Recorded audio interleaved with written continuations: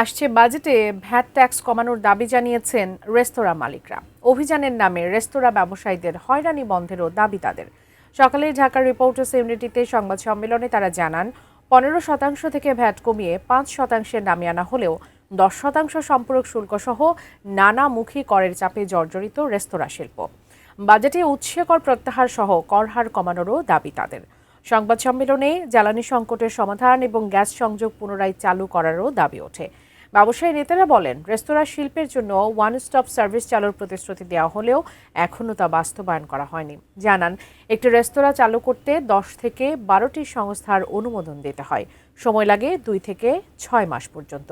এতে একদিকে ব্যবসায়ীদের ভোগান্তি বাড়ছে, অন্যদিকে বাধাগ্রস্ত হচ্ছে এই শিল্পের সম্প্রসারণ। রেস্তোরাঁ খাতকে শিল্প হিসেবে ঘোষণার পাশাপাশি এই খাতে কর্পোরেট আগ্রাসন বন্ধেরও দাবি তাদের। বিভিন্ন দপ্তরে অভিযান নামে রেস্তোরাঁ মালিকদের হয়রানি বন্ধ সহ অভিযান পরিচালনায় ব্যবসায়ী প্রতিনিধির অন্তর্ভুক্তিতে আমরা বহুদিন ধরে বলে আসছি। আমরা বলছি না আমরা ব্যবসায়ীরা খুব ভালো, আমরা বলছি না আমরা ব্যবসায়ীরা সব নিয়ম কানুন মেনে চলি, কিন্তু যারা আমরা নিয়ম কানুন মেনে চলি এই তাদেরকেই যত ক্ষতিগ্রস্ত করছে এই বিভিন্ন মন্ত্রণালয়ের নামে অভিযান। আমরা ব্যবসায়ী আরেকজনের উপর পরিপূরক। আজকে যদি দেশ ধ্বংস হয়ে যায় তাহলে আমরাও ধ্বংস হয়ে যাবো। অলরেডি আমাদের বহু রেস্তোরাঁ বন্ধ হয়ে গেছে, বহু মালিক সর্বশান্ত হয়ে গেছে।